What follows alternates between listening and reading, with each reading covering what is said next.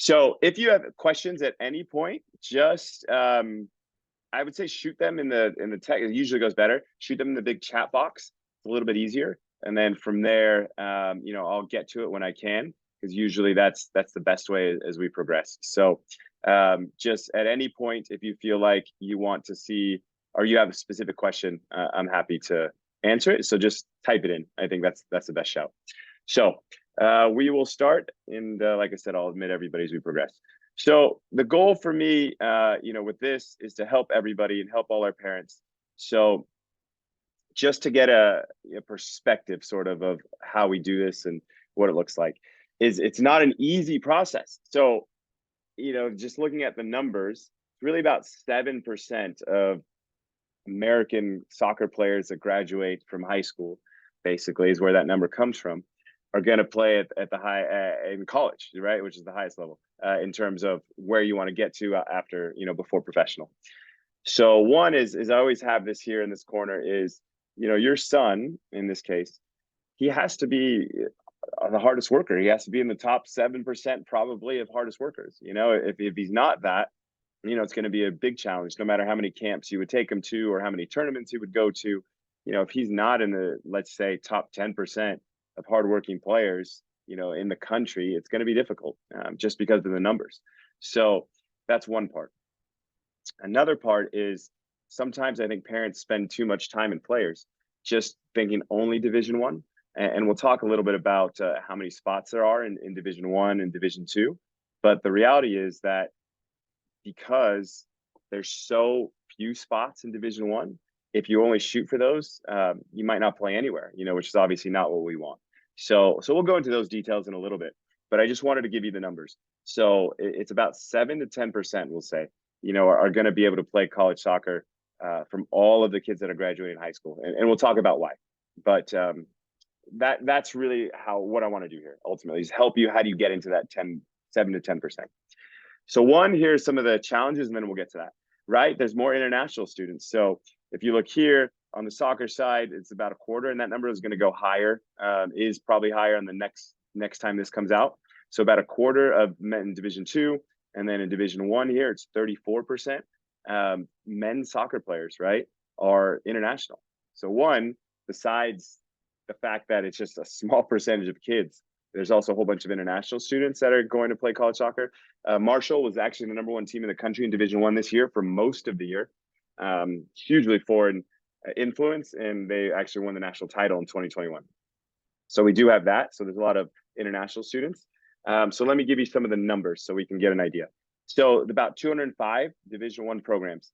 So just so you guys have an idea, it's every recruiting class is more or less about 7 to 8 players, like for the most part. Obviously, some schools sometimes will bring in 10. You'll hear every once in a while the new coach who's going to bring in like 15 new kids. And then there's some programs that bring in 4 or 5. But generally, we're going to say 7 or 8 student athletes is what a program sort of brings in year to year. So if you look at Division One, so that means 1,400. So let's say 7 times 200, 1,400 spots in Division One. So if you know that 30% of those or 40% of those are going to be international, and then you have other kind of transfers that move around, so we'll call that rounded off to 40%. That means there's only about 60% of those 1,400 spots, available for non, international transfer students, right? So it's not a lot. So you're talking about 800 maybe student athletes in Division One that are going to play college soccer in Division One out of high school. So it's pretty small. So I want you at least just to consider other options as well as Division One. But let me give you some ideas. So what are the differences? So Division One, they offer the most athletic scholarship money in general. For the most part, most resources, gear, facilities, advisors, coaches, trainers, kind of the whole thing. There's some Division One schools that have a lot, sort of those schools that you've all heard of on ESPN and things like that. And then there's some Division One schools that don't have a lot of those things, and they do their best. But the focus is generally on the sport first. For the most part, like I said, I was a Division One athlete, and a majority of our focus was on our sport. And then we did the academic side, certainly to get by. Not every school is that way, but that's how our school was. generally speaking, the soccer part is a huge part of the experience, which is fine, which is okay, which I love. And I hear sometimes people saying like, "Oh, it's like a job," and I don't know about you guys, and I hope you have great jobs, but there's a great joy in playing college soccer. And there's difficult moments, but I have a job now, I guess, which is still college soccer, and I would still trade it to put my cleats back on and play. So, I guess it depends on how they feel about it, but the reality is it's a big commitment, that's for sure. But it's I don't know. I don't know if it's always so negative, like a job in that respect, because I think sometimes it's said that way, and maybe I don't love that because I love what I do. In any case, Division two, same, about 200 schools, generally less academic, generally less financial aid, but not always, not even financial aid, scholarships, but not always. We'll talk about those specific numbers as well. Sometimes there are some Division two schools that actually have a little bit more than some lower end Division one schools in terms of resources, but generally it's not the case. Sometimes on the Division two programs, you'll give up a little bit of the academic pursuits. That it'll be a little bit. There's schools that maybe aren't always in the top academic tier, but that's not always the case. But that's generally the case. Sometimes I'll have smaller campus student bodies or smaller athletic programs. So Division two programs a lot of times will have maybe 5 to 10 men's sports and women's sports, whereas a Division one institution might have 15 to 20 division men's or women's sports individually. Even Division three institutions, the institution I coach at, Occidental, we have 20 something sports. So we have more sports than some of our local Division two schools that they offer. But generally, there are scholarships in Division two as well. And the level of competition is excellent. In some cases, close to Division one. In some cases, closer to Division three, to be honest. Also, a lot of transfers, Division one and things like that. Then Division three and NAIA, these are the other ones. Division three, as you can see, there's 415 schools. So that's the same amount as Division one and Division two combined. That's a more well-rounded college experience, generally speaking. Soccer is still a big deal at Division three institutions, but you have a little bit more of a balance because the spring season is less. You have 24 practice opportunities in Division three in the springtime, whereas in Division one they have more dates. So ultimately, it's really the spring that's probably the biggest difference in Division three versus Division one in terms of the calendar. In terms of quality, it depends. Generally speaking, Division three is a higher level. Division one is a higher level than Division three, and certainly Division two as well, but not always. And again, there are certainly examples in which the school that I coach at, we play Division two and Division one teams, and we've fared favorably, getting ties and things like that, and being very close in those games. And then there's been other times when the level's been quite high. So it's not always just Division one is the best, Division two is the second best, Division three is the third best. It's about the fit for your student athlete. There's not athletic scholarships, but there's certainly financial aid and assistance, at those schools as well. And generally, it's about a bigger process of being in the community and all those things at most Division three institutions.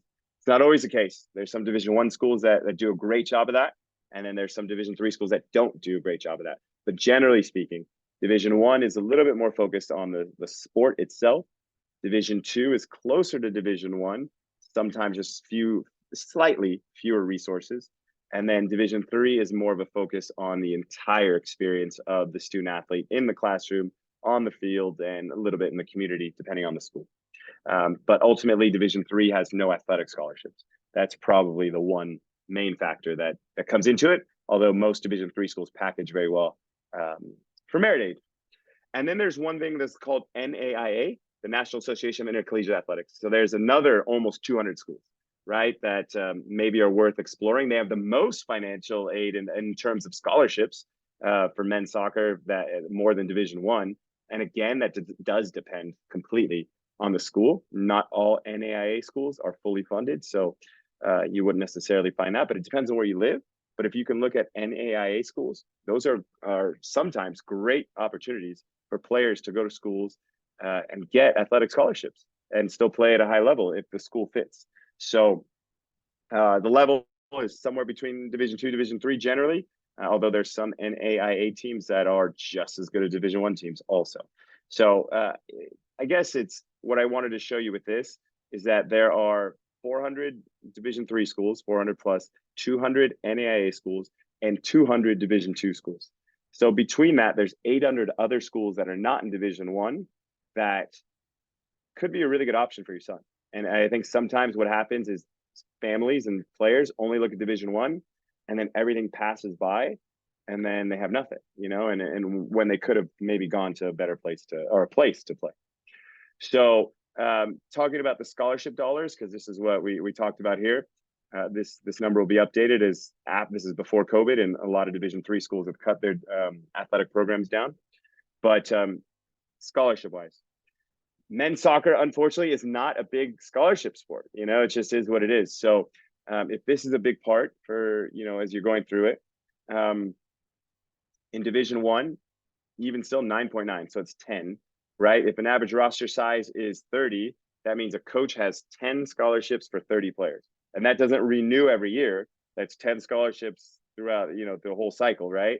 So that means even at, you pick the top Division I institution in the country that you can think of, they only have a scholarship for a third of their team. Obviously they can break that up and give everybody, 1/4 of a scholarship or whatever the numbers work out to be.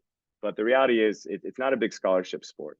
So you're still going to have to probably find a way, if the financial part is important to you and your family, for your son to go to school, which I understand. It might not be just hoping and depending on a scholarship. There might have to be other ways, right? One is hopefully your son's a great student. Merit aid can help. There's obviously the financial aid from, the FAFSA and all of those things. And then I would just encourage you, and we'll talk about this in a little bit. How do you talk to the coaches about that topic specifically on the financial aid without sounding sort of either needy or in just whatever the negative connotations that you would have towards that. We'll talk about that in a little bit. But again, Division II, so looking at that, almost the same amount of scholarships as Division I. Not quite, just a little bit less. But again, this doesn't mean that every school has that amount. So you could have a Division II school, even though they're allowed to have 9 scholarships, they may only have 4.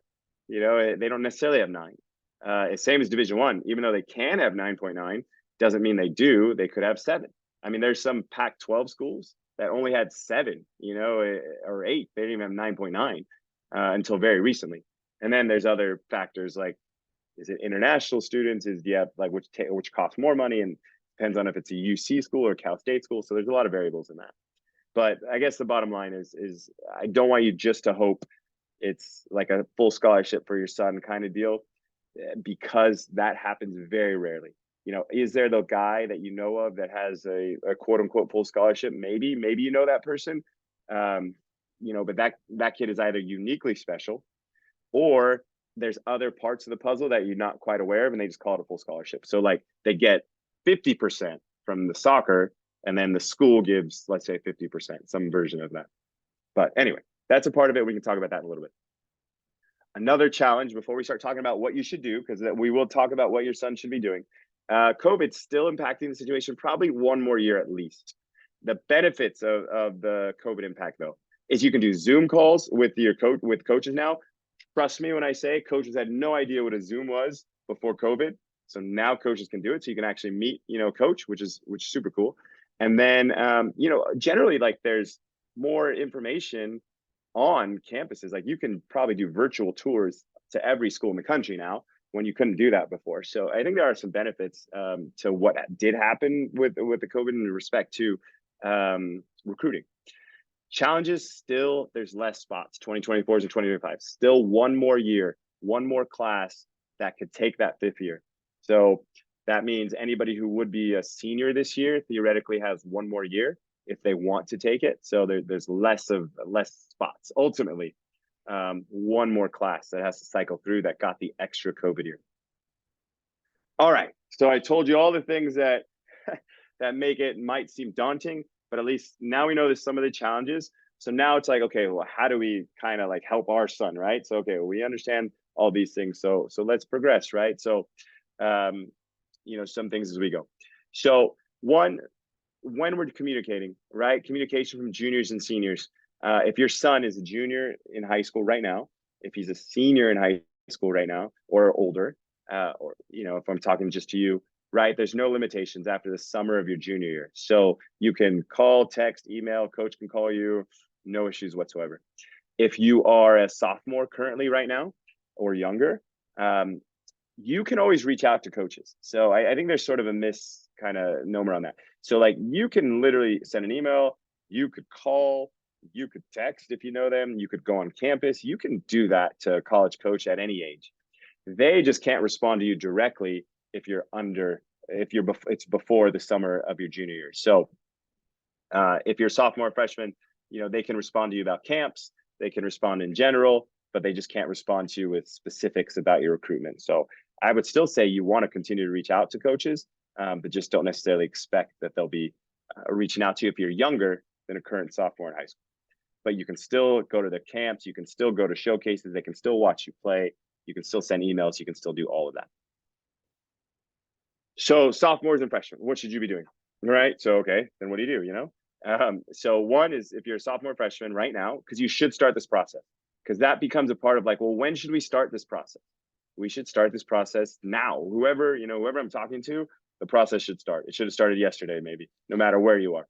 So sophomores, freshmen in high school, if there's freshmen in high school, what you want to do is you can still communicate via email and do those things, but you want to hopefully be in a group, be in a team somewhere where your coach or there's a pipeline somehow that coach can start talking for you to that other coach. So I'll give an example. If you're on an 09 club team, that's very good, let's say, maybe that your club team coach, he might know some college coaches and he might be able for you to say, hey, look, I have a really good 09 team. They're freshmen and sophomores right now. You got to keep an eye on that team. Like that would be an example of what you could do. If you're not on a team of that level, try to get to a team of that level, wherever you live, generally speaking.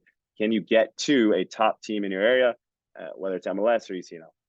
If you can't do any of those things, then you're right. You have to become the best player in your team, and you have to start now compiling ways to get in front of those coaches early, because you won't. If you're not on a high level team, you won't be able to go to those high level tournaments generally. So you're going to need to start getting in front of those coaches. And so what you want to do is start compiling a list. So we'll talk about that in a little bit, but you can start visiting campuses. You can start getting an idea of what you want to do. And so what everybody should be doing now, if you haven't, is getting an idea of where your son would like to go, as opposed to the other way. Like, let me just reach out to coaches and hopefully somebody shows interest. It should be in reverse of that. Let's start trying to find schools and let's start seeing which coaches we want to hunt. And we'll talk about that in a little bit.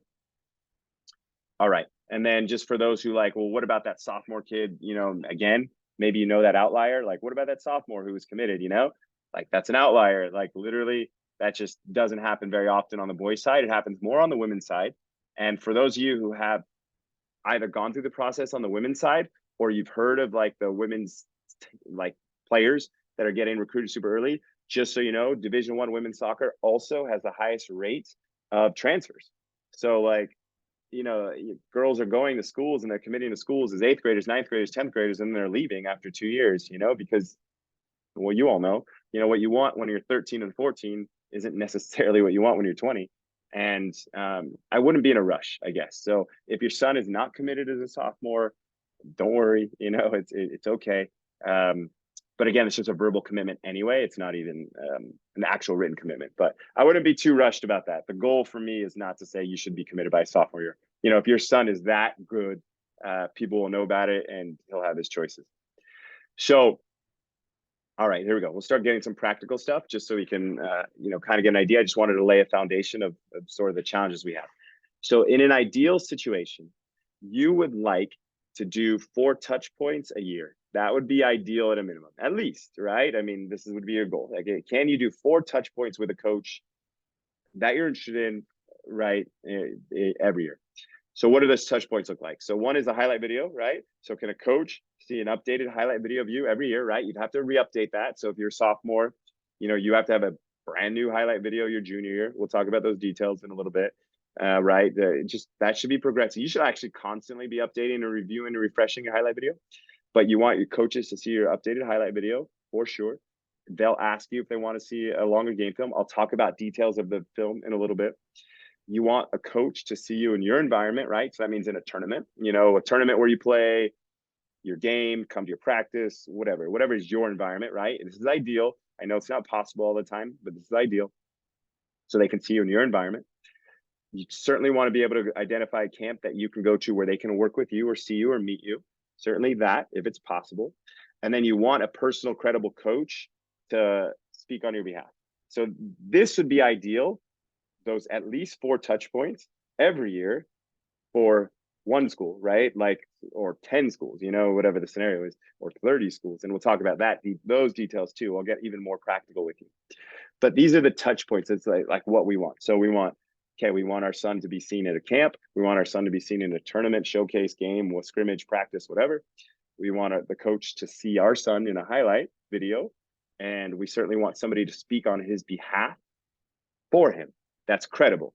You know, if you don't have somebody credible, and because you might not be able, right? So for example, if you're in a area where you guys maybe don't have a lot of typical kids that go to play college soccer, you know, it may be difficult. You may not have that opportunity because nobody knows who that coach is. So that's a challenge, and I get that. But ideally, there's somebody who can speak on the behalf for your son. So these are the 4 touch points we're shooting for every year as we're going through this process, starting in high school in an ideal world. How often should you communicate to a coach, right? And the answer to that, because I know there's always a scenario like, well, how often should I email coaches? I don't think there's a magic like, you know, twice a week or 3 times a month or 3 times a year, you know, in terms of communication. You should communicate to a coach when there's a significant update. You just won a tournament, you just won an award, you're selected to participate in something, right? Whatever, right? You're going to the camp, you're going to the showcase, you're going to on campus, things like that. So that's generally the answer to that question. Your son should email, or you as a player, you should email when there's something significant to email a coach about, right? And that's the timeline of it, to be honest. There's a question here from Ronnie. I appreciate it. How far does high school GPA help with the recruiting process? I don't know what the biggest word is. Immensely is probably the biggest word I could think of in terms of how important is GPA to a school. I mean, how important are grades? So it's basically that question. Grades open up every possible door, right? So as a family, and this is for some players and parents, the better your grades are, the more money you'll get. So I'll give you an example. Even if you're a Division I stud, soccer player, best player, whatever, if you can if you have really good grades and you have all A's and your SAT or ACT is really good, your coach can basically bring you in for free almost, right? And how does that help you? You know, because okay, academically, maybe there's a lot of money at the school. So now your coach doesn't have to use a scholarship from his athletic budget, I guess, for you. You're still getting into school for what amounts to pretty close to free. And it now allows him to use that money on somebody else to make your team better, right? So instead of him having to use all the money to get you, he can use it on somebody else. You know, it's kind of like the Shohei Ohtani thing for the Dodgers. Like, you know, you just save money for later for somebody else to come in to help the team be better, you know? I don't know if there's any Dodger fans in here. I apologize if you're not. Anyway, so right, that's how it helps. But it also helps you get into schools, you know? Like if you can't get into Occidental if you're anywhere near a 2 point anything, you know? So it just opens up doors. So the GPA, SAT, ACT, please, you have to have good grades. You cannot be in that boat of, well, I'll just get a 2.0 and then I'll get into college. Like, no, you won't, you know? You're going to close so many doors.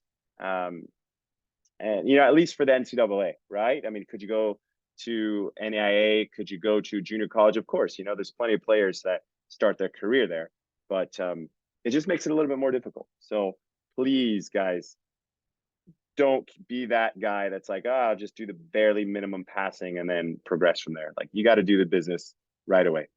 Okay, so I'll keep going. Well, actually, there's a question here.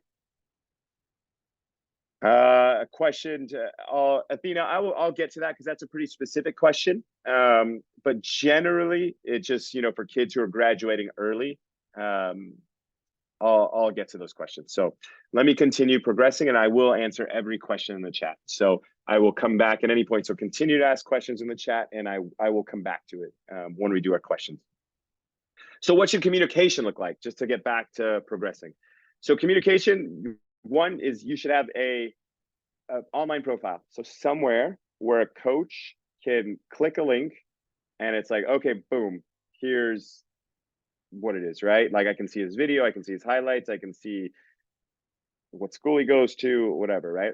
You don't have to pay for that. Like you can find whether it's NSCA or I don't know, honestly, whatever.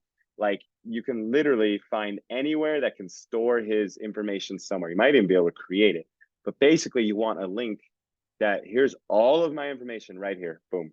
Highlight video, transcripts, video, whatever, and then coaches will decide. So please make sure if you don't have that, you have it in one place.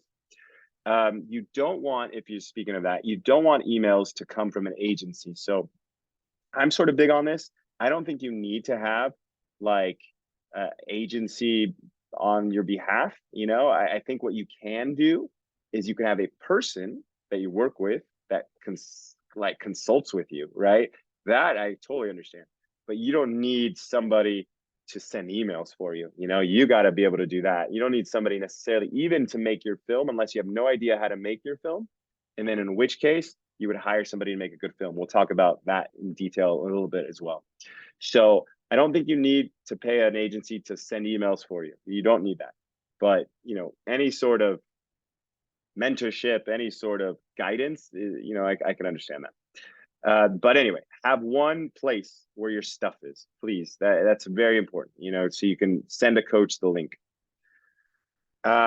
Next thing, what if you're reaching out to coaches? Because this always kind of happens. Like, well, I reach out to coaches all the time, and it's like I never hear anything back, right? It's like, well, we'll keep trying. One is there's some coaches that still get the email, and they're just horrible at doing email. Like they just don't do emails. Like that's just their thing. Like, whatever, right? So that doesn't mean they don't see the email. Just means they're not getting back to it. The second thing is they may not be interested, right? Just because you're sending 100 emails, if they don't respond, that might be a sign also like, okay, I got to look at other schools. Another part of that is some coaches are in different seasons sort of the season, right? So some coaches kind of do their recruiting at mostly in the fall. Some coaches don't recruit at all in the fall. Some coaches do mostly the recruiting in the summer. Some coaches barely recruit in the summer. It's like all these whole processes where you don't really know where the coach is. So the bottom line is just continue to be persistent, but also understand that if they're not getting back to you, that you also have to expand your list. And believe it or not, we'll talk in more detail about that as well. So let's continue to get specific. Let me see if there's questions here for a second that I'll get to. I mentioned SAT scores and ACT scores. So yes, so SAT and ACTs, there are a lot of schools that are test optional now and might remain that way forever. However, there are some schools that are going back to not being test optional. So, for example, I'm an MLS Academy director as well, and I have a senior now that was speaking with one of the Ivy League schools, and because he hasn't yet and didn't take an SAT, they can't get him in. When they're very interested in getting him in. So one of these Ivy League schools is still requiring a test score, right? So my suggestion, if you want to go to a good school, take the SAT or ACT anyway, because I don't think it can hurt. Because in a worst case scenario, you just say you didn't take it, basically, right? Or you just don't report it if it's a bad score, and it's not there ultimately. I think it can really only help you, but I would only take the SAT or ACT if you're really going to prepare for it and try to do well, and then you can have it as an option to help you. That's how I would use the SAT or ACT basically to go into that. So I think it's important enough for your son to prepare for it and take one if he's good at test taking. If you are not great at test taking, or if you've convinced yourself you're not good at test taking, I should probably say, and you're going to have a median score, you probably don't need to take it. I'd probably go straightforward, But if your son is, or you are pretty capable of putting it together where you can get a 1400, you can get a 1500, you can get a 31, 32 ACT, 33 ACT, 34 ACT, I would say absolutely take it, right? And because that's going to help you with merit scholarship money. And there are still going to be some schools that are going to require it. So that's SAT, ACT component. Admission deadlines for athletes. Yes, there are admission deadlines. Absolutely. And some schools are really good about making that a flexible deadline. So the question in the chat is, are admission deadlines for athletes different? And is it possible for seniors to get recruited after the application deadline? So the answer to that is it depends on the school. There are some schools that have a really hard deadline. In my school, for example, I really only have about 2 or 3 more weeks for the 2024s, and then admissions won't consider any new application. But then there are other schools in my conference that can get seniors 2024 until one day before preseason. So that is a school to school thing. For the most part, you want to apply, and we'll talk about this in a little bit as well. You want to apply to the schools that you really want to go to, and then at least your application is already in, and then you can progress from there. So just a reminder, please mute yourself, and then just chat any questions, or wait until we progress to the opening of all the questions. All right, so let's continue progressing. So standard plan. So generally, this is an okay plan at the bare floor minimum. If you weren't doing anything yet or paying attention earlier, at the bare floor minimum, this is what you should be doing. Bare floor, this is the email coaches, right? Based on where you're going to play. So if you're going to this camp, you should have emailed, hopefully, all of the coaches that are there on the website that you're interested in. If you're going to a tournament, email the coaches that you're interested, right?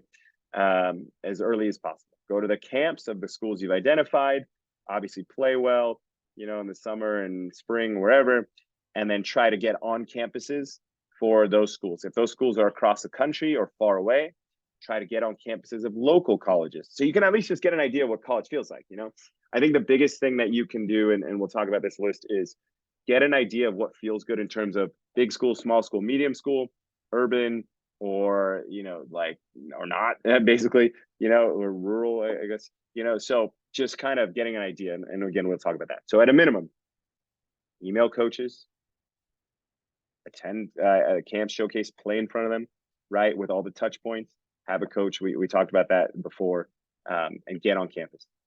So here's what I think all of you should do. So now, how do we get into that 7 to 10%, right? So we'll talk about that. So now we're talking about real stuff as we progress, like real in terms of how do you give yourself the advantage.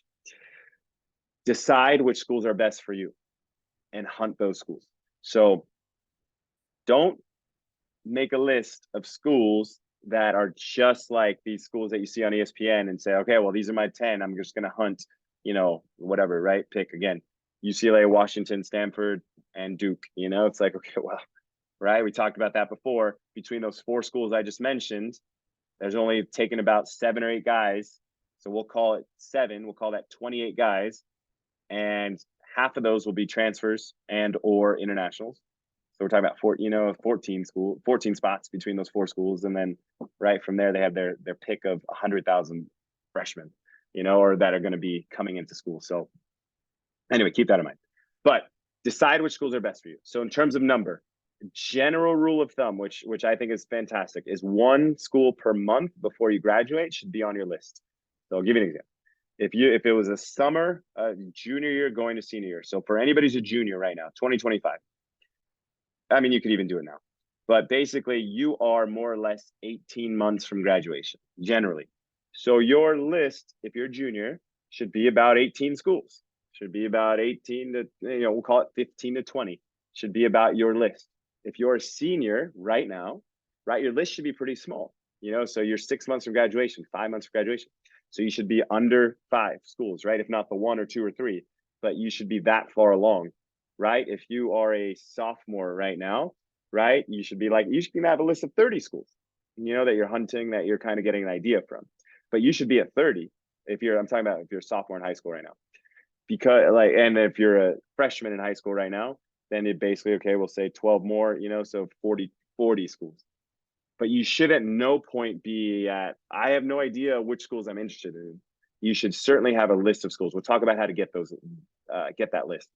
But the first part is you have to have a group of schools that you are emailing, connecting with, communicating with, trying to get touch points. This goes to the touch points thing. You want to have 4 touch points with each school. You cannot do that to 100 schools. It's too much, right? But can you do it to 10 schools? Maybe, I think it's possible, right? So that's a big part of it. That's one. So make an effective list with a criteria that serves you, right? So criteria that serves you, one, the academic part of it. So, all right, am I a 4.0 student or am I a 2.0 student? Both of those students can go to college, but maybe the 2.0 isn't going to go right away to Stanford, But if I'm shooting for Stanford and I'm only a 2.0, I mean, it's okay to shoot for Stanford, but the reality is you're not going to get in. So you're going to have to do something else, right? So you either find a different school first, or you're going to have to go to junior college and then maybe go to a Stanford type school. So one is make an effective list academically for you.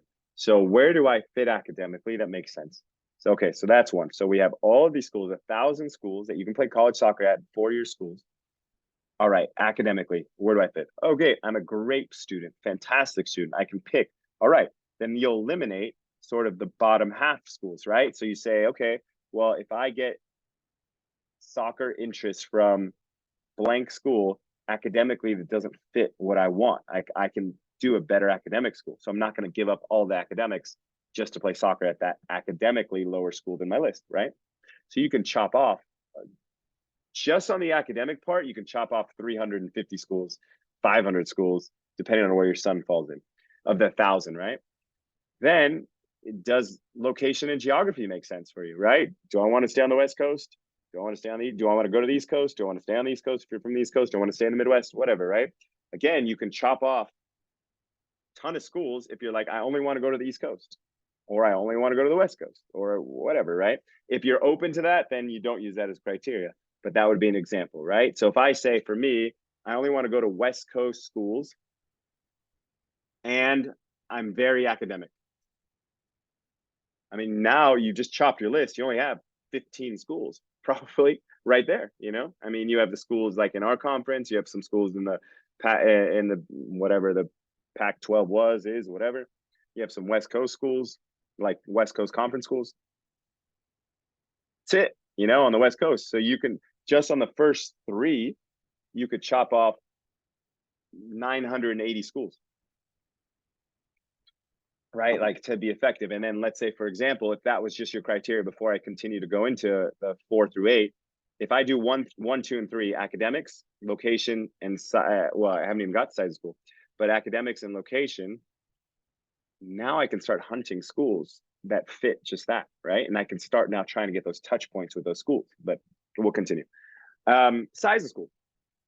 So do I want to go to big school, small school, little school, tiny school, medium-sized school, right? So I'll give you an example. If you are in Los Angeles area, but you want to go to an East Coast school, but you don't know if you want it to be small, medium, or big, you could still visit, if you're in the Los Angeles area, in Los Angeles, Occidental, which is a small school. You could visit Loyola Marymount, which is like a medium-sized school. And then you can visit UCLA, which is a large school. Granted, they're not on the East Coast, but you can get an idea of, oh, how does a small school feel? How does a medium-sized school feel? How does a large school feel? And then at least, so even though you can't go to the East Coast to visit, and every school has its own unique personality, but at least you can get an idea, right? Of like a small, big, medium, that feels good. I like the vibe here at this place generally, in terms of size. So I would do that as well. There is on the financial part, it's going to, we're obviously it's going to be a big part of this. There's something called myscholarly.com, which is where you can find some scholarships that are available from Merit Aid and things like that, or just other kind of random scholarships. So that myscholarly.com is something that you can look at as well, because financial part's going to matter too, and you want to get ahead of that. I'll talk to you about how to ask that question.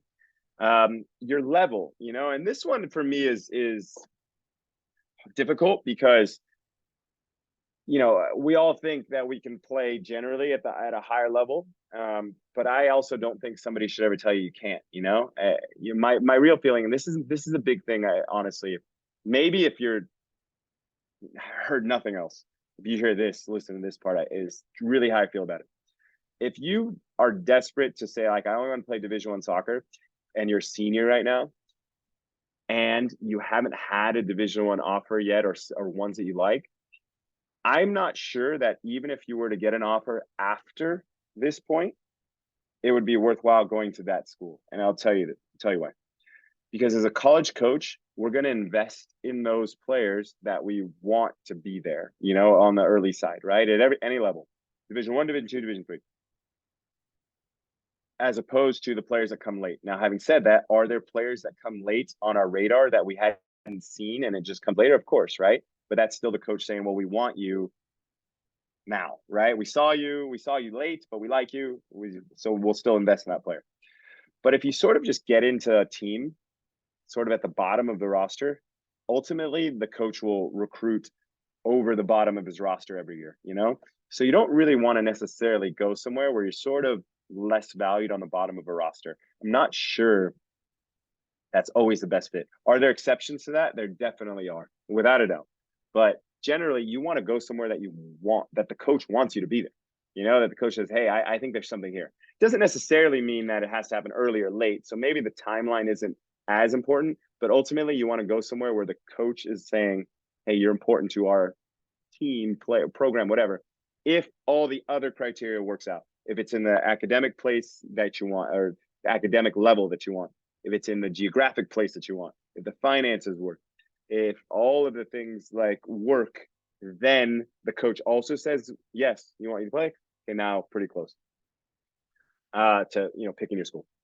Lifestyle, division, you know, again, Division 3, you have a little bit more balance. Division 1, it's a little bit more focused on the soccer part, which is fine. You know, I was a Division 1 athlete and I enjoyed that thoroughly. You know, I'll be honest, as a player, that was great for me. I just kind of wanted to do soccer, obviously, right? I'm a college soccer coach now. I didn't want to necessarily have an internship in, I don't know, wherever, right? In the financial center of where I went to school, you know, it's like that wasn't what I specifically wanted, right? But some students do, you know, so keep that in mind. And then the 7 and 8 on this criteria, the soccer program and roster position, and I was talking about the coach wanting you, but those are on the bottom because that could always change, right? A coach could get fired, a coach could move on. So what if you're still at that school now and the coach is gone, you know? Does that change ultimately, you know, what you've chosen at that point? So I think this is a good way to make your list, right? And just say, okay, there's 1,000 schools. So look at it as 1,000 schools because I'm talking about Division 1, Division 2, NAIA, and Division 3. Don't just say Division 1. Just say schools. Which one fit? Okay, academic. Boom. Okay, you know, that location, does that matter? Choose. Boom. Size of school. Financial part, right? Your level for the most part, division, you know, and then you can now make a list, right? That you can progress with. So now part 2 of the better plan. Now you've made a list, right? So if you're a freshman, maybe freshman's a little bit early on that part, but you should start making the criteria for your list freshman, right? But if you're a sophomore, 30 schools. So now we have that criteria that we just talked about. So how do we get our 30 schools on this criteria? Okay. If you're a junior, 18 schools. Again, more or less, right? Ballpark figure. Could be 20, could be 15, could be 23. Right? If you're senior, 5, 6 tops. You know? And then now you go to those camps with those schools, right? So now you have your list. So you're only going to camps that have those schools on your list. You're going to tournaments. Well, you're going to tournaments wherever your club team coach tells you, but you're writing to those coaches. You're sending emails to those coaches, right? So you're kind of hunting your list as well that fits you. And then if a coach says, hey, look, I'm not interested, then you cross them off. Okay, great. I got to add somebody to my list, or I just cross that person off my list. When you go to camps, which is probably the next piece, which you're all going to be there tomorrow or Sunday, or both, don't be anonymous. It's okay to go to a coach. You can walk up to me, Coach Rod, if you're interested in Occidental. I'll have my staff there. We'll have the other coaches there at other schools. Go up to them. Be like, hey, I'm so-and-so. I play here. I'm playing on this field right here. I'd love you to watch me because I'm really interested in your school. That's okay. You have to do that at the camp tomorrow and Sunday. Please don't be anonymous. Don't feel like you're bothering us. Don't feel like you should be shy about this. You should be humble about this. Like, it is okay for you as a player, not as a parent, but for you as a player to go to a coach and say, hey, coach, so-and-so, make sure you get his name right. Make sure you know who he is. I mean, he'll have his shirt on or his sweatshirt on tomorrow. I'm really interested in your school and I'm playing right here and I'd love you to watch me. And that's okay. You know, we're not going to think that person is a terrible person. No problem. So you make your list, and then you kind of do all of the things we spoke about before when you do your list. So actually, before I get to the template email here, so let me see the chat box for a second here. Okay, so I'm gonna get some of these questions here. It's okay, there's no dumb questions, by the way. Can you ask coaches if they currently have a need for a certain position? Because if they already have a star player and they don't want an opening, yeah, I mean, ideally, if you get to the point of the conversations with the coaches, you should ask all questions. I have a segment here of kind of good questions and not good questions, but I think you can definitely ask about roster positions, really at any point. Although you'd probably want to state that a little bit later, only because in your template email, I'll show you the template email in the next email. It'll say position, right? Center back, center midfielder, right back, goalkeeper, whatever, forward. So if the coach is already continuing in that process with you, probably that means he's interested in that position. So it's okay to ask. Absolutely. Position, no coaches are going to have an issue with that question. What can you tell us about walk-ons? So it depends on the school, but walk-ons are very difficult. It's very difficult to get into a group as a walk-on. It's not impossible. It's very difficult. It's difficult because in the fall, we don't have a lot of time. So for us, for example, at Oxy, we start August 17th practice, let's say, and our first scrimmage is August 21st. So I have like 4 days. So I'm not going to do tryouts in the fall. So I do tryouts in the spring. And then when we do tryouts in the spring that's for the walk-ons, we do tryouts. When we have, then it's the spring, and then who knows if they make it, and then there's all those things. I think it's very difficult to walk onto a program and make it. Is it possible? Of course it's possible. But at that point, if you're going to be a walk-on, you should at least be 100% committed to saying, I'm comfortable going to this school, and I'm going to love going to this school no matter what. And if I make the team, it's a bonus. If I don't make the team, okay, I can still be here and be fine. Generally speaking, that's how I'd go about if you're planning to do the walk-on route. You should fully pick the school for the school without soccer, and hopefully there's a bonus at the end, is how I would do walk-ons in my experience. Are there some walk-ons that have made the team, in my school and in the past? Of course, right? There's always that one or two walk-ons that makes it. It's just very few and far between, to be honest. Okay, the next one is, so this is specific kind of just to advice for camps. Okay, so basically,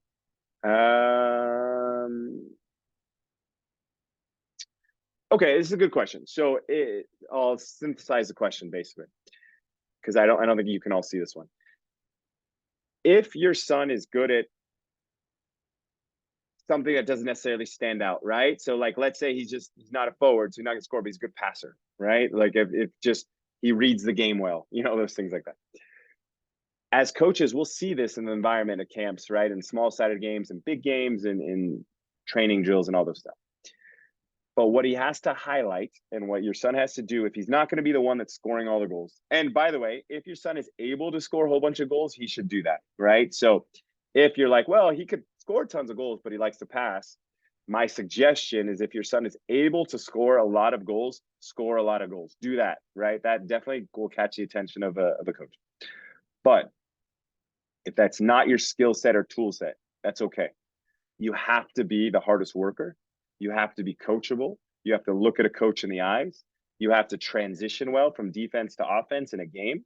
We notice those things. Those are the things that stand out, right? Okay, wow, he works hard. He's always in the right position. He gets into all of those things we see are so clear to see.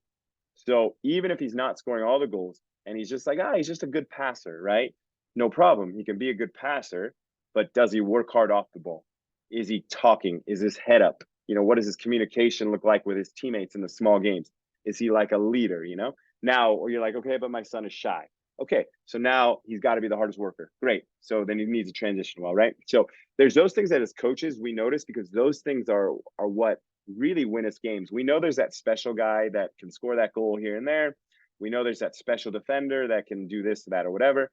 But it's all the in-betweens of the guys we can trust to work that we notice. Every coach in America notices that and values hard work, responsibility, transition, and have your son make sure he's doing that.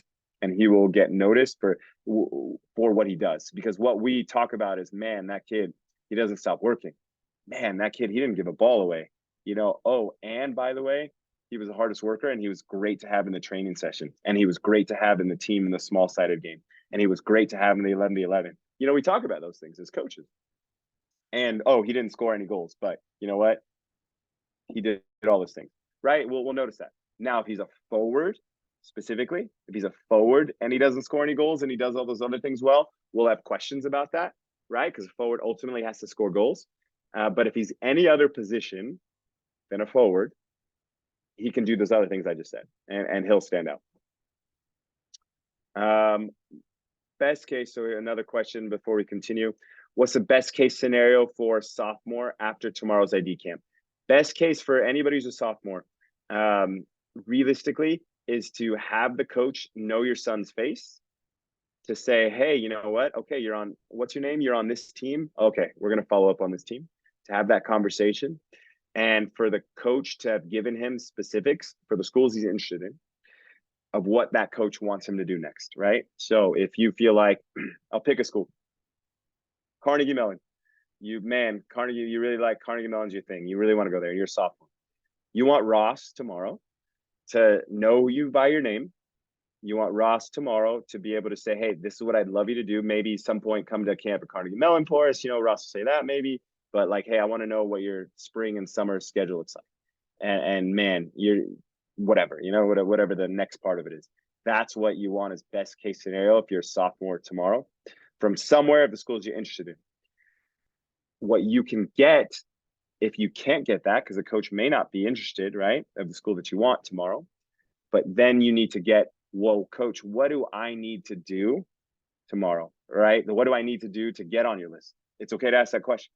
So the way tomorrow will work and Sunday is every player will get an one-on-one evaluation with a coach, right? But it might not be that coach that you want, right? So for example, if I'm using Carnegie Mellon, maybe Carnegie Mellon's the school that you're desperate for the most of all the schools that we have, but maybe your evaluator at the end of the camp is going to be Andrew from Connecticut College. So you're not going to get Carnegie Mellon's individual piece, right? So you're going to have to go to Carnegie Mellon at some point during the camp and ask him, right? Hey, coach, I was number 107. Did you see me? I was here, right? And I would do that before. So like, I don't think it helps as much if your son asks after the camp's over, because the coach may not have seen him. But if you're really interested in, I would pick 4 schools that are at camp tomorrow, not necessarily all 16 or whatever. I would pick those 3 schools, and I would, if I'm a player, I'm going to go tomorrow in the morning. I'm going to go tomorrow before the practice session. I'm going to go tomorrow, not in the morning, but the middle of that day. I'm going to go before the practice session and talk to those coaches. Hey, I'm practicing here. I would do it before our 11v11 games. Hey, I'm playing here. I would do it on the World Cup tournament on Sunday before the games. And I would introduce myself 12 different times before each event, so they remember me. That's what I would do if I was sophomore. So we remember you, right? Because there's going to be a lot of kids, so we want to be able to look at you before. It doesn't help as much if you ask on the back end and we haven't watched you and we haven't evaluated you. So that's what I would say. For the most part, how you can maximize camp, right? A question in general, does it help if a sibling attends the school that you're interested in? Not really. The only benefit if the sibling already attends the school that the player is interested in is then at least the player themselves are familiar with the school. But if your sibling is not like on my team, then it doesn't matter. Like great, I'm glad that your son or daughter loves Oxy, but I'm gonna recruit this kid based on if he can help us continue to win, championships. Best case for juniors. So I just got another question on that. Same as sophomores. You want basically the next steps from the coaches you're interested in, with the specifics of them knowing exactly who you are. So when you send an email or a text, they can be like, hey, so-and-so, yeah, I remember you from camp. This is whatever, right? And then whatever the next steps are. So you want the coaches to be able to recognize you, know you by name, and be able to talk about you without having to look at their notes by the end of the weekend. That's best case scenario. And then that coach will tell you what he wants next, right? So for me, the kids that I see that I'm going to like when and talk to my assistants as well is if they're senior, hey, are we making them, the offer for the last spots for us that we have, early decision 2 or regular decision, right? That's for us if we see the seniors. If we see a junior that we like, we're literally going to say like, hey, you did great. We want to see you now this spring in your environment, wherever that is. And we are very interested. Like, I just want you to know, right? Like we will say something like that. If it's a sophomore, it'll be a similar conversation. So anyway, we progress from there. Okay, so let me continue going, then I'll get back to the question. So here is a template email. It's not a perfect template email, but it's a pretty darn good one and a pretty effective. And all you need in the first email you're going to send to the coach. So you made your list of, I don't know, depends, 12 schools, 20 schools, 18 schools, wherever you are, right? And I think just a template like this is fine for the very first email you send to a coach. Dear coach name, it's got to be his name. Make sure you don't send me an email to Occidental with Coach Ross Macklin from Carnegie Mellon's name on it, right? Dear Coach Ross, I'm Coach Rod. Hey, I'm really interested in Carnegie Mellon. Why coach at Ox, right? So make sure you do that correctly. Anyway, first line, just one line.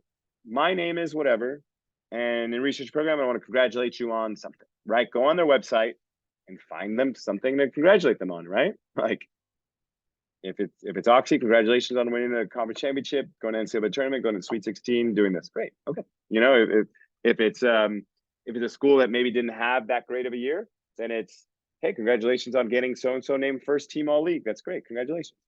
If it's whatever, right? Find something easy to, so it makes them look like at the very least you did research. Then just do like a quick, efficient introduction, right? I wanted to wanted to connect with you because whatever, the orange is whatever your thing is, because my skills and work ethic I put, but like because my height and physicality, I don't know, would benefit your program. I don't know, right? Whatever your thing is. I play for here, right? This is 2007 U17 MLS Next team for whoever. And he'd be happy to speak on my behalf, right? Super easy, one sentence, bang. I attend this high school and I have this GPA and, whatever. If your class does rankings, great, and I'm a really good winger, whatever, again, whatever your thing is there. And then here's your right. Then the next part is just video link. You can watch, more of my profile and athletic information, like we talked about, having that one clean link where everything is there. Then ask them for something, right, in response. So our team's gonna be playing. In this case, this is an MLS kid, right? MLS Next, whatever, But they honestly, I mean, if this would have been the first email that you would have sent 2 weeks ago, you could have sent it to us. Hey, I'm playing at the Elite College Soccer Camp, January 6th and 7th. Are you going to be there? Since they're on the website, you're going to be there, obviously. I'd appreciate if you come watch me, whatever. And then do you have any upcoming ID camps that I can consider attending? If you don't want to do that, you don't have to, right? But generally, that's a template email that's more than enough for a first email. And that's just kind of cuts the fat and just, there you go. I will send this out as a recording, but you can take a screenshot or whatever you want. You can have a general email. Just make sure you write it. One program per email. So do not put 10 coaches on the same email. It'll get deleted. You can put an entire staff on an email. So for example, you can use Oxy, you can put Rod, me, the head coach, you can put Brian, my assistant, you could put Ernesto, my other assistant, you can put Fabian, my other assistant, right? All in the same email, no problem, because you don't know who does the recruiting. So it's fine, right? Like, don't just send it to the head coach, but just don't send it to me and Andrew from Connecticut College. Don't send us both in the same email, right? Make sure you do your research and do it calmly, Okay, so then the last part of a better plan, right? So now you have that list, you've sent these emails, you're connecting with them, get on campus. You got to go see the coach. You got to see the team play. You got to meet the team. You got to do all that, right? You got to learn about the program. You got to get connected. You got to clean up your social media account, which might actually be earlier. but at this point, if a coach is already kind of moving down the line with you, your social media will be checked. So, I mean, generally, I don't think you should be recording stupid things you do anyway, but I certainly wouldn't be posting them, that's for sure. So if you're kind of one of those, just get rid of it. But the other side of it, if you're one of those, stop doing it. That's probably what would be my advice, is you shouldn't be doing knucklehead things. But you shouldn't multiply your knucklehead things by posting your knucklehead things. So please be mindful of that, because you don't want to eliminate yourself on stuff on social media. I mean, I guess there's the other side of it. It's a blessing if we go through the process and we find something on social media we don't necessarily feel good about, right? Because then we'd find out earlier in the process. But just be mindful of social media accounts, please. I mean, I really hope I just really hope that they're not I don't know, bad things on your social media anyway, and generally not doing bad things. Okay, let me go to some questions here before Aiden emailed Mike. Coach Matt Corey Young says, yes, Mike, the UCSD coach is coming on Sunday. Another question, how would you say the college recruitment is distributed across different levels of leagues? MLS Next. So how would you say college recruitment is distributed across different levels of leagues? I don't know. I mean, my personal opinion, I generally, I think MLS Next is the strongest level in the country generally, but there are some ECNL teams that are fantastic. There are some EA teams that are very good as well, and NPL teams. I don't know what the distribution is in terms of where the most kids come from. I'm not even sure that data exists, but generally speaking, if you're choosing schools for your son, if you're choosing a team for your son to play on, he should play on the most competitive, best level team with the best coach that he can play on, right? So we got to find all those criteria, because he could be on the best team, but if the coach isn't great or he doesn't play a lot, not a great scenario necessarily, So make sure that you're finding those parts of the puzzle that make sense for your son, okay? Some email and video notes. So don't delete, do put one staff only on emails, right? Like I said, coaches will delete a mass email, so don't send it to more than one. Make sure it's specific, right? Don't disregard non-specific emails. So our coaches will disregard non-specific emails. So if you just send one email, like a general email that doesn't mention anything other than my first name, those probably just get deleted usually pretty easily by most coaches. Stay persistent. In terms of a video, this is another really important piece. So again, if you weren't kind of lost focus here, the video needs to be spot on. I would invest, if you don't know how to do a really good video, and it only needs to be like 2 minutes. Just your best stuff.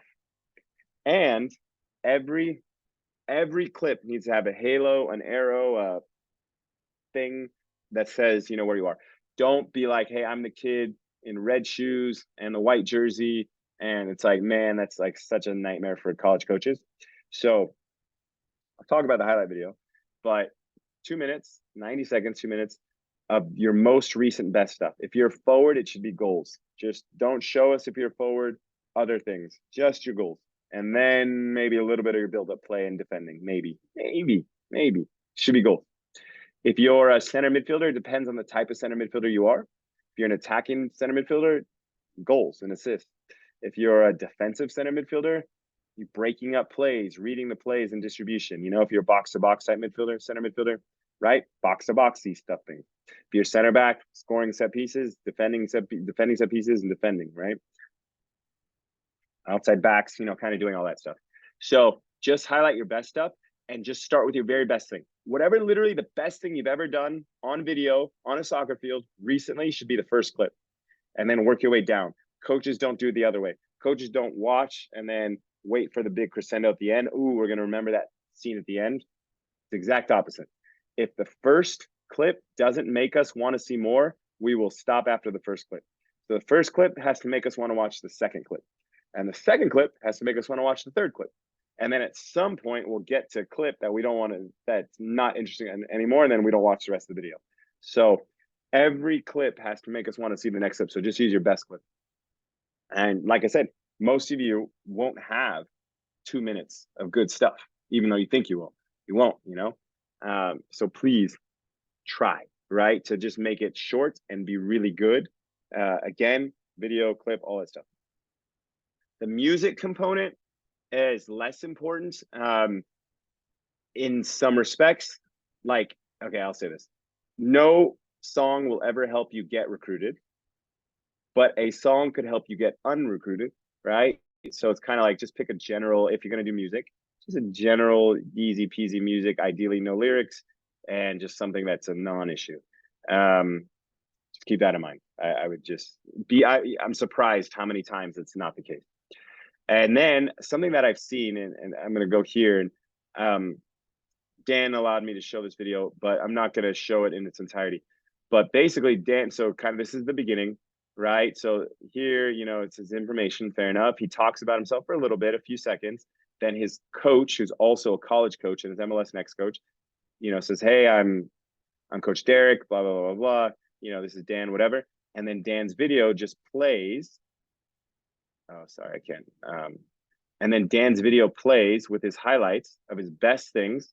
And Coach Derek is talking over the video, right? So it's like the video is being played, but Coach Derek's like, I think Dan will be a fantastic, you know, right wing back at the next level because this. So there's a coach who's established credibility, who's coached various kids that go on to the college level, who was a former college coach himself, you know, saying this is what I think Dan could do. And then, you know, the video's playing, right? This, I think, is like an ideal type of what you would want a video to look like, right? This is just the beginning part here, easy peasy. And then you can introduce yourself if you're good at this. If you're not good at this, don't introduce yourself. It's a video. And then have a coach that can speak on your behalf. That's kind of like generally what a top video would be. Okay. Here, let me get to some questions as we progress. If you send an email to a coach and they respond with a generic camp email invite, would you say it's real interest or just a generalized method of adding to a camp? It goes both ways. Sometimes it's camp interest for sure. And then sometimes it's interest because if we haven't seen the kid play, you know, how could we be interested, you know? So generally speaking, as you can imagine, college coaches are going to get tons of emails all the time. And ultimately, we need to see them play somewhere, whether it's at a camp or in their environment. So when you get the generic responses for camp invites and all those things, it's just them saying, well, we need to see him play. So we can't give you the interest, you know, that you necessarily need. If it's a video, you send a good video. Some coaches don't watch a video, some coaches do. But ultimately, we always want to see them live, right? The highlight video is just potentially to open the door to say, okay, there's something about this kid. I want to see this kid live, you know? That's what the highlight video would be. So that's the answer to that question about email and generic camp question. This is, well, okay, I'll get to this one about graduation stuff. Okay, I will continue to progress. Let me finish now. We'll get to the back end of this presentation, then I'll open up for all the questions. If you do get a Zoom or a meeting in person, make sure you prepare, know about the program, go online, know the roster, all of those things, sound professional. You can have questions. If it's in person, you can have questions in a notebook, right? So you can have a notebook with questions if you want. It's okay to have that. If it's a Zoom, you can still have that next to you. Parents, it's a big one. Do not lead the conversation if you're in the conversation. You know, it may just be your son, but this is a thing, like, and I get it because I'm a parent. What you would do if you're the parent that wants to ask questions, or you're like, you know, my son's not going to ask the questions. Like, I know you parents. There's like, out of the 70 in here, there's a lot of you that are this, that like, I want to ask the questions, but my son's not going to ask it. So what you do, I'm talking to you parents, write the questions down and then give them to your son and see if your son's comfortable asking those questions. And then your son now has a question that you ultimately want to ask, but it looks like it's coming from your son, right? So he'd be like, hey, coach, you know, tell me about whatever. Now I'm talking to the boys. Now, boys, if you have a parent that's going to make those questions, now once they write the questions as a parent, Now, players, I'm talking to players. You don't have to ask that question if you don't want. Now you have the question that your parent wrote for you, but you don't have to ask it, but it's there. They can only get mad at you later, right? So it's a combination. You can do it both ways as a parent and a player. You can work together so you can have preordained questions. And then as a player, you can ask them or not ask them ultimately, right? And that's how you can kind of work together. Obviously, as a parent and a player, you'd like to work together in that respect to ask the right questions. And we'll talk about what those right questions are. But that's how a parent can still help your son ask some good questions that are important. And that's how, as a player, you can have questions ready and not be there like, I don't know what to ask, if I am on a Zoom phone call or meeting a coach in person. Some questions to ask, right? I mean, generally, right? Pretty easy, I think. What's a typical day look like for a student athlete? How does your team balance, right? Academic, soccer, travel, all these things. Typically, what roles do first years play? Where do you see me fitting into a program is highlighted specifically because I think that's a very telling question, because you'll be able to tell if the coach knows who you are or if the coach is interested in you based on how they answer that question, right? Where do you see me fitting into your program? Now, I wouldn't ask that question on our first meeting, right? So don't ask, if I've never seen you play, don't ask me that question tomorrow after camp, right? Because that's pretty difficult after the first time seeing you and first time meeting, That's a question for later as you've gone through the process. But if you ask that question, you'll know based on the answer how interested I am in you, right? So if you say, "Hey, where do you see me fitting into your program?" I'm like, "Well, I think you'll be great. I really whatever, right?" You'll know that I don't know that much about you, Whereas if you ask me that question, "Where do you see me fitting in your program?" I can't wait for you to join our program. I love how hard you work. And in our midfield, we're losing a senior next year who has some of the same traits you have. And I know you're going to be a great replacement for him. And I can't wait for you guys to work together next year. And just you can maybe take over his position as a sophomore. And I'm so excited. And I really hope that you come play with us because, whatever, right? Okay, now I know who you are. You're box midfielder and whatever, right? So that's a question you might want to have in your toolkit for later. Anyway, and then there's other questions here, right? These would be some questions that are easy enough to ask and you'll get some reasonable information back from the coach, right? Then there's other ones like, well, what should you not ask? I wouldn't ask like, hey, how much scholarship, money can you offer? We can talk about if somebody has a question about the financial piece. I wouldn't ask about, how quickly can you bring me a starting lineup necessarily? Who else are you recruiting in my position? I certainly wouldn't say, I'll use Occidental as an example. We have a 3-2 program through physics, but we don't have a specific engineering program. So if you say to me, hey, Coach, I'm really interested in your engineering program, tell me about it. I'm going to say, okay, he probably hasn't done that much research. And I would explain the 3-2 program with Columbia or Caltech, but the reality is you haven't done that much research. So make sure you do research on the camp. No, excuse me, the school. There's other questions not to ask, of course, right? So just be mindful of those as well. So I just want to recap and then we'll open it up very soon. So how do you get into that 7 to 10%, right? The kids that play college soccer from the 100,000 or wherever that are going to graduate. Outside of obviously becoming the best soccer player you can become, create your list and hunt that list, right? Do a lot of research and identify the 20, 15, 10, and you email, call, go to the camps, whatever, those schools, because you're saying, I'm going to go to one of these 15 schools, right? And I'm going to get admitted into one of these 15 schools, 20 schools or 30 schools, and I'm going to be happy there. And then if something else comes along the line, I'll look at it, right? I'll consider it. But I know I'm going to be happy at these 15, at these 30, at these 20, at these 5, right? And ultimately these 1, no matter what. So that's one. Invest time in a really, or money in a really good short video of game highlights, right? That opens the door. Worth it to have a really good video. So it's an investment, certainly, of time or money. Both, maybe, but make sure it's a good video. Prepare good emails that are personal. Go out one by one.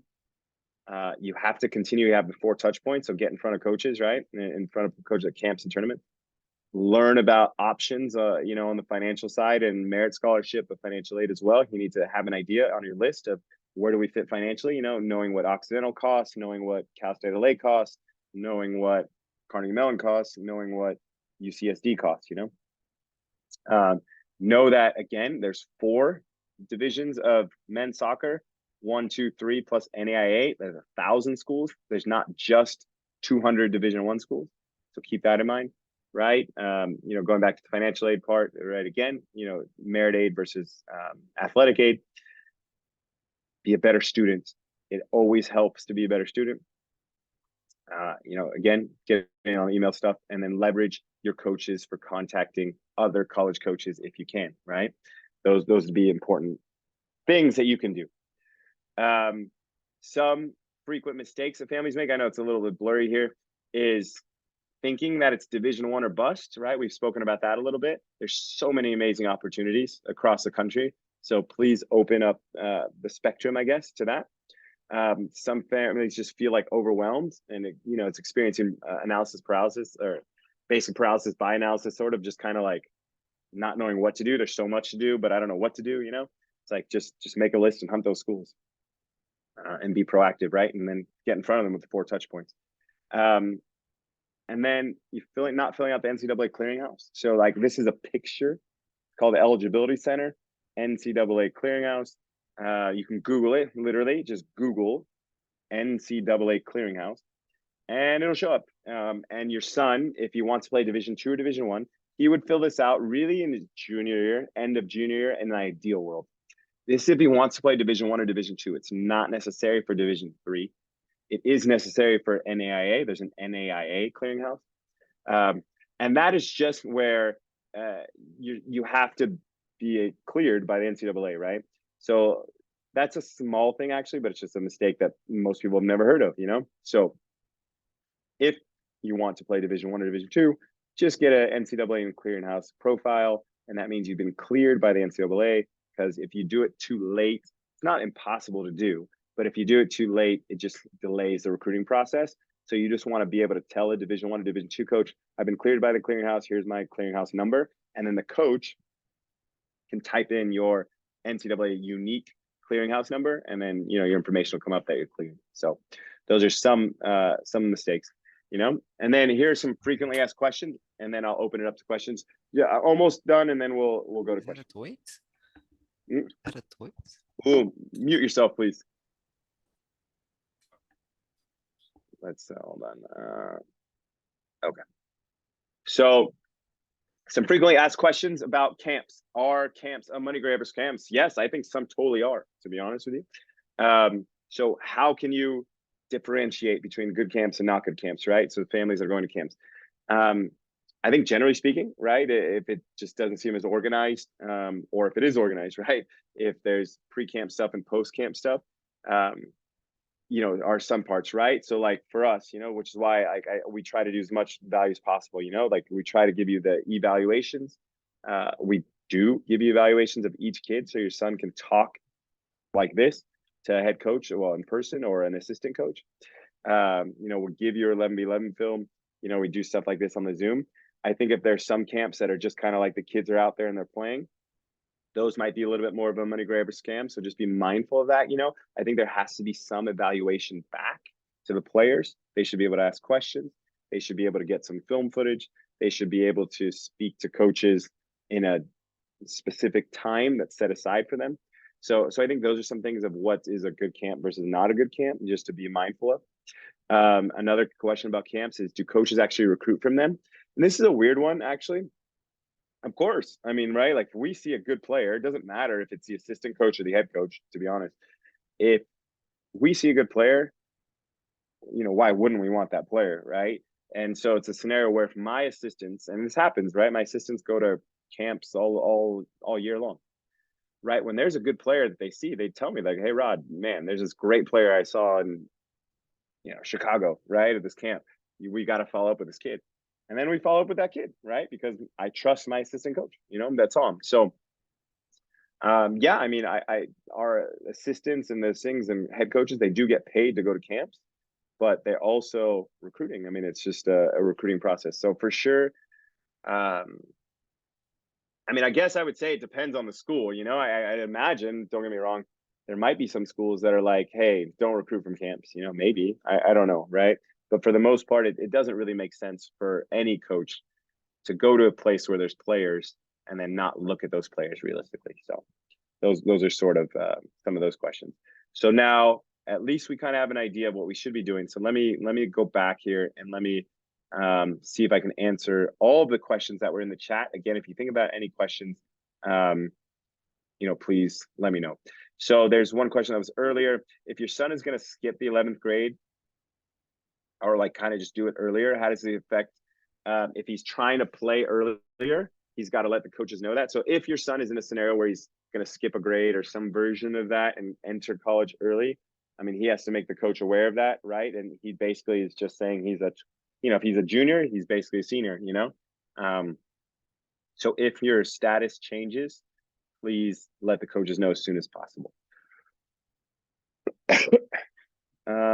All right, next one. So I will be sharing the slides after the meeting. I'll send the recording as well.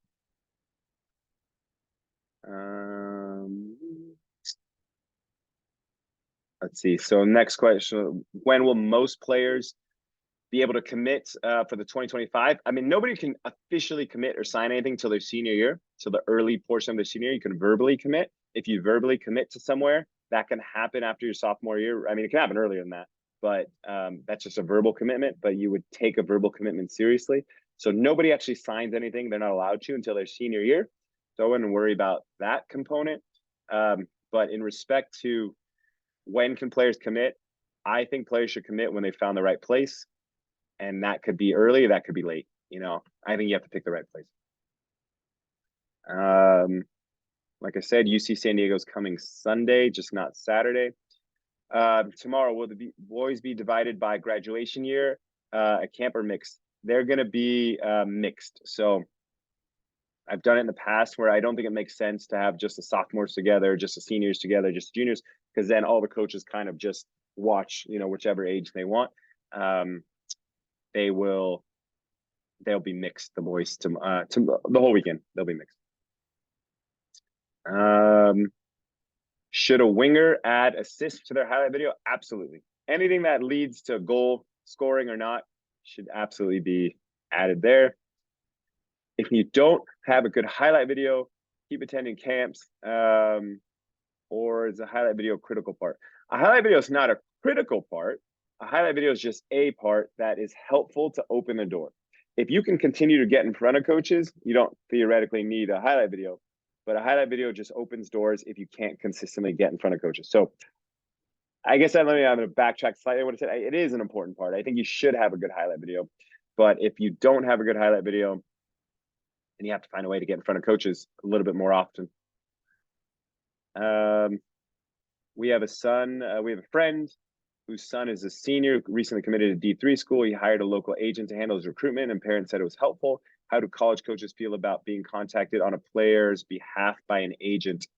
Like I said a little bit earlier, in terms of counsel, from a family's perspective, I don't think it's a huge deal to have somebody that's going to offer mentorship and counsel. For coaches, I would say, if a recruiter, is reaching out to me, it would just depend on the level of that recruiter, So like in the sense of, has he placed players before? Does he actually know about the level? So we would have to filter out. So if you have the opportunity to work with somebody who can help your son get to college, make sure you do the filtering process. Okay, so how many kids have you got to college? What is your list? Show me your list of players that have gone on. And then I would probably, at least me personally, I would go to those players, like try to get, hey, can you give me contact of 2 of those players? And then find out what their experience was. But ultimately, all a agent, I guess, he's just going to be equivalent of their club coach, for me, right? So like whether it's your son's club coach who's also sent players to go play college soccer, or it's an agent who does this specifically, it just matters on who I feel is more credible. So I think it can be helpful for sure, but I think you could also be your own agent also. When are offers generally made at the D3 level? What does it look like? All the time. I mean, there's like NESCAC schools and things in New England they're already done, with offers. For the most part at Oxy, we only have maybe 1 or 2 spots really for our seniors this year. And then for some D3s, they have 8 spots they got to fill. They haven't filled any, so I think that's a school to school thing, not just really a Division III thing. Pre-read process. We're going to need transcripts. We're going to need written samples, and the coach will tell you exactly what else they need. Every school is a little different on pre-reads. Ask the coach. Have your son ask the coach about the pre-read process, because every school is different. How serious should I take a verbal commitment? A verbal commitment, you should take as serious as a regular commitment if it's come from if the college coach has said, we want to verbally commit you, we want to commit you, and you say yes, you should take that very seriously. You shouldn't just be like, yeah, like, yes, like this is, and then you don't talk to any other school and it's done. You should take verbal commitments really, really seriously. For the highlight videos, if you're a defender, should you add things like first touch, speed of play? For sure. But if you're a defender, again, it depends. If you're a center back or an outside back, center back, it's defending, it's heading, it's defending in 1v1 scenarios to a degree, but not as much as an outside back. Outside back's more defending in a 1v1 scenario. But it depends on what position of defender you are. But yeah, always first touch and speed of play are always important. But that wouldn't necessarily be the first clip unless, again, if you're an outside back and it's you driving by a guy, getting a cross off for an amazing assist, well, yeah, sure. You can put that in first, no problem. Do you need to get accepted into program before you can get recruited? Nope. You can get recruited first, or you can get recruited after. I think you just want to apply and then go from there if you haven't been recruited. In terms of assigning positions at the camp, if multiple kids play the same position, so we broke up the teams and we tried to distribute. It always seems like there's a lot of center midfielders in camps, but like on the teams, right, you try to put about 4 or 5 center midfielders in, a team, as opposed to one team with just 20 center midfielders. So this is for the camp tomorrow. So all the teams are broken up positionally. Of course, there's a few duplicates, but they're distributed as evenly as possible. How do I feel about redshirt year? Yeah, I think a gap year can be helpful for people. I don't think there's any issues for doing a redshirt year if that's a school and coach thing. So if the coach wants you to redshirt. If you want to take a gap year, take a gap year, no problem. Goalkeepers overall, about 14 maybe goalkeepers for this camp. Not all 14 goalkeepers are coming every day though, something like that. Any specific advice for goalkeepers? Honestly, you got to kick butt, but just my thing with goalkeepers is the intangibles. Do those things well. Give your team confidence, speak to your coach, speak to your teammates, obviously make the saves you need to make, direct traffic, communicate, deal with crosses, be good with your feet. That would be my advice for goalkeepers. All right. Well, I appreciate you guys. Let's see, last question. Will I be able to commit in 2025? Will I be able to commit for 2025? You can commit at any point, and whether it's in the gap year or not. So there's no specific timeline, like I said, because some schools can commit you the day before preseason. Some schools do have a hard deadline. So it's a school to school case on commitment. So commit when you find the right place.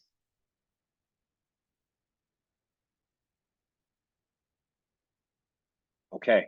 All right, you guys, I will send out the slide deck. If you have any questions, at any point, let me know. I'll be there, of course, tomorrow and Saturday and Sunday. Dress warm. It'll be a little chilly in the evening for sure. And I hope this was helpful, you guys. All right. Thank you all. If there's any more individual questions you want to keep asking, you can keep asking. But otherwise, thank you, everybody, and have a good night. For the evaluation. Yeah, of course. My pleasure, guys. For this question, only one evaluation per each player. So your son, I don't have a name here, but your son will just be evaluated by one coach on Saturday or Sunday.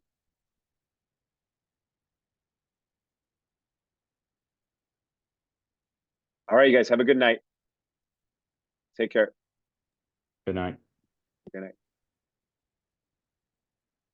My pleasure, guys. Thanks very much, Coach Rod. This was great. Very Sure. informative. Sure. My pleasure. Pleasure to help you guys. Take care.